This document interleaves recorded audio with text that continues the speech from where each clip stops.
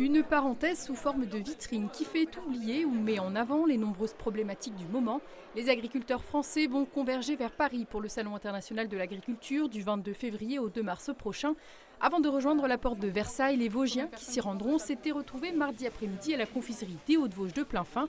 L'entreprise agroalimentaire la plus visitée de l'Hexagone n'en sera pas à son premier salon.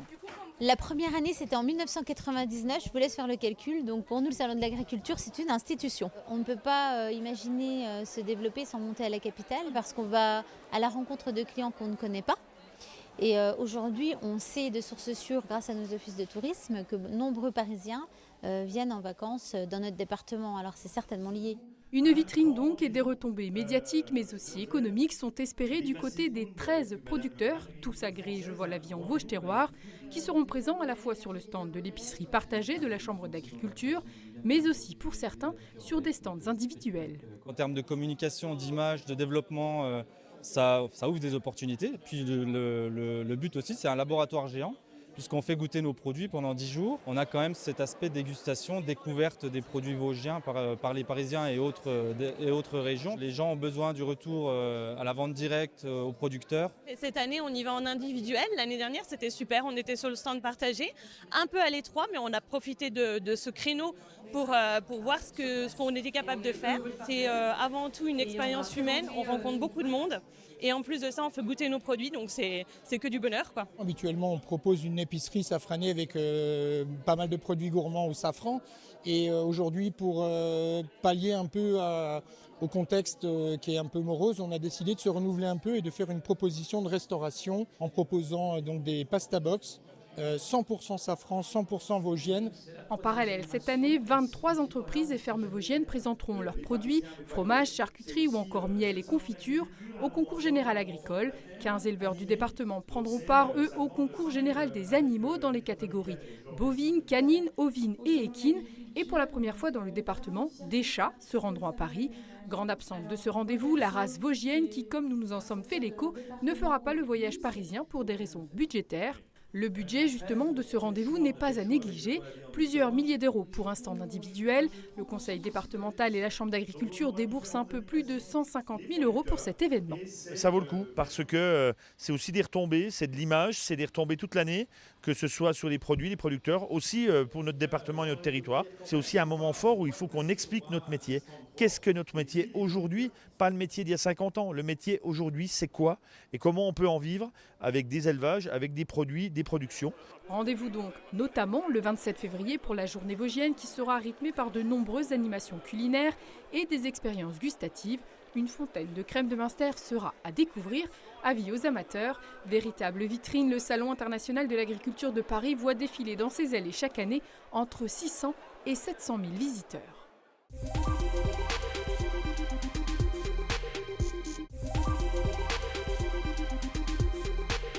Narcotrafic, sécurité du quotidien, immigration et puis islamisme. Voici les 4 points évoqués par le ministre de l'Intérieur Bruno Retailleau pour lutter contre l'insécurité en France, dans les villes comme dans les zones rurales.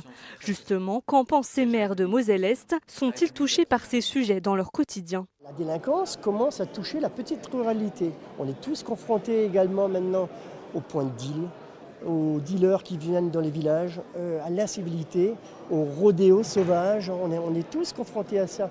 Donc c'est normal que nous, les maires des petites ruralités, on commence à prendre ce problème à bras-le-corps. C'est vrai que ça fait, entre guillemets, ça fait un peu peur, quoi. Hein, quand on parle de drogue, d'islamisme, tout ça. Mais bon, c'est vrai que nous, dans les petits villages, principalement Benestrophe, on n'est pas encore touchés. C'est une petite commune de 230 habitants. Et là, j'ai pas de soucis particuliers. Et je pense que rétablir la sécurité du quotidien, ça ne peut pas venir de Paris. Parce que en Moselle, c'est pas la même chose qu'en Vendée. C'est pas la même chose que dans les Hauts-de-Seine ou dans le 9-3 ou dans le sud de la France. Chaque département, chaque territoire a sa délinquance, a ses points chauds, a ses délinquants d'habitude. C'est dans ce contexte que le ministre d'État a demandé en janvier dernier au préfet de mettre en œuvre un plan d'action départemental de la restauration de la sécurité du quotidien, une mesure à l'échelle locale qui séduit ces maires mosellans. En faisant confiance au corps préfectoral en relais, c'était d'adapter département par département, territoire par territoire, les réponses en faisant remonter les besoins par les territoires et non pas essayer d'infuser des solutions avec une vue assez centralisée depuis Paris. Donc ça, c'est quelque chose qui, dans la démarche, me plaît beaucoup parce que la vérité vient toujours du terrain. Sur la police au quotidien, bien sûr que nous sommes attentifs à ce que la police soit le plus près possible du territoire, soit à l'écoute des acteurs économiques et que nous soyons capables d'apporter les meilleures réponses dans un partenariat avec l'État. À la suite de cette visite express, les maires mosellans espèrent avoir été entendus.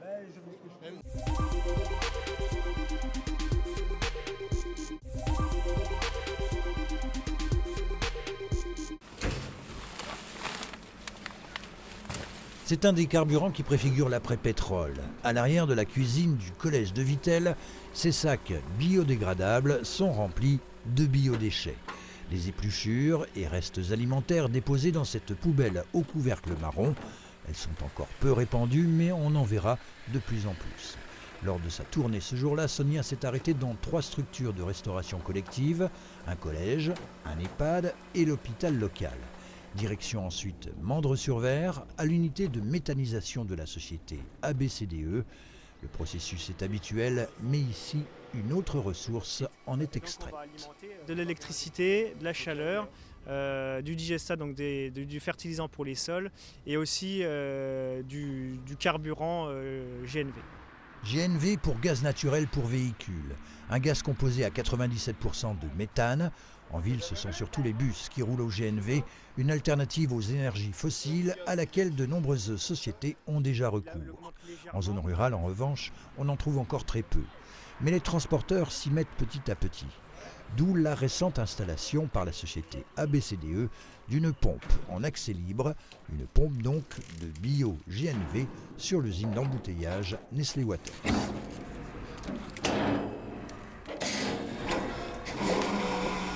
Il est comprimé à 300 bars et ensuite il alimente les véhicules qui viennent s'avitailler ici, aussi bien des voitures que des camions. Et sur l'écran de la pompe à GNV, la quantité ne s'affiche pas en litres, mais en kilos.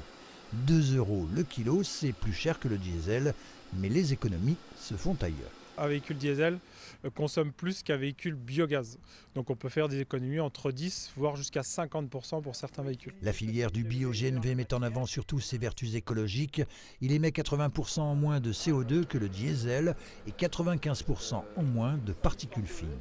L'année dernière, le méthaniseur de Mandres-sur-Ver a transformé 4000 tonnes de biodéchets collectés dans un rayon de 80 km autour de Vittel, un volume en progression de 10% par an. En France, seuls 37 000 véhicules roulent actuellement au GNV, en grande majorité des bus et des poids lourds.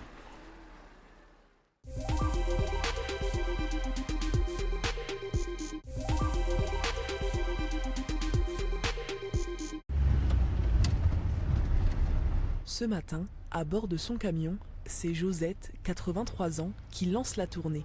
Sur Auder, on roule toute la journée, puis après il y a d'autres... Il y a Auderdige, la semaine dernière nous avons fait Rédange, Russange, on va jusque Fortoir, on fait Tressange. Cette retraitée fait partie de l'association Vert J'espère depuis une dizaine d'années. Chaque mois, elle accompagne d'autres bénévoles dans les rues pour récolter du verre. Une démarche écologique mais surtout solidaire pour soutenir la recherche contre le cancer. C'est pour une bonne œuvre, c'est pour une bonne action, mais c'est une bonne équipe, c'est une bonne ambiance et voilà. Pendant que Josette conduit, Christian et Luigi, eux, remplissent le camion. On est une bonne équipe qui s'entend bien. Et bon, moi, comme je dis toujours, c'est ma motivation, c'est surtout aider. Ouais. On revoit les amis, les copains, les gens, on discute avec les gens dans la rue, tout ça, on est toujours en contact avec la population. Au total, ils sillonnent les rues de 6 communes du Pays Haut. De quoi débarrasser les habitants. Vu qu'ils passent devant, c'est plus facile pour nous. Si ça peut aider quelqu'un, alors on fait comme ça. J'ai le verre dans la voiture pour jeter, mais comme le monsieur est passé ici, pour moi, je suis enceinte et plus pratique pour moi. J'ai toujours donné les verres à l'association. Donc quand le camion ne passe pas, nous allons les déposer là-haut à leur dépôt, mais jamais dans les poubelles normales. Une fois récolté, le verre est stocké sur un terrain privé dans la commune.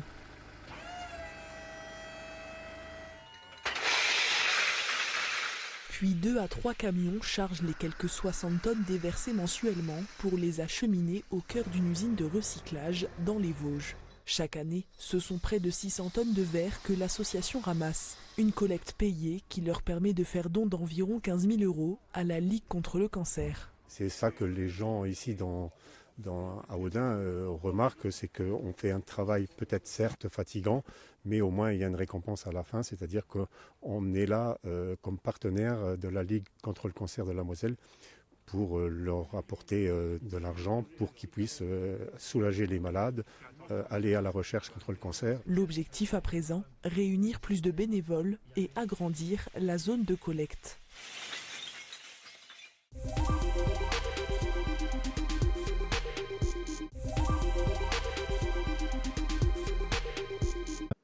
En 2024, Essoy a enregistré sa 3e meilleure année en termes de fréquentation autour de l'héritage des Renoirs. Au total, 12 183 visiteurs individuels ont découvert le centre culturel, l'atelier et la maison du peintre, tandis que près de 1800 ont participé à des visites en groupe.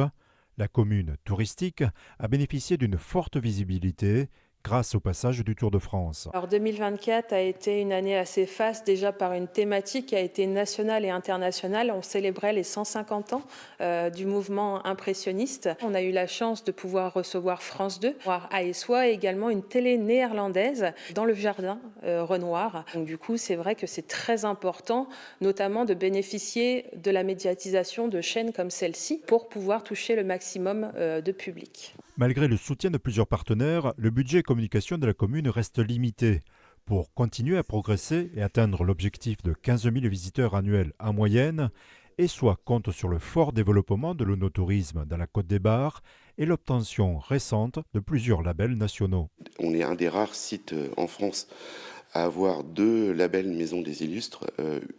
Dans un premier temps pour l'atelier, dans un second temps pour la maison. Nous faisons aussi partie du réseau Route des Impressionnistes. Et puis dernièrement, nous avons eu celui que nous souhaitions depuis très longtemps, celui de Petite Cité de Caractère. La Belgique, les Pays-Bas ou encore l'Allemagne, c'est quand même une vitrine très importante pour eux et un gage de qualité. Pour dynamiser l'intérêt autour du parcours Renoir tout au long de la saison, 6 expositions sont programmées cette année.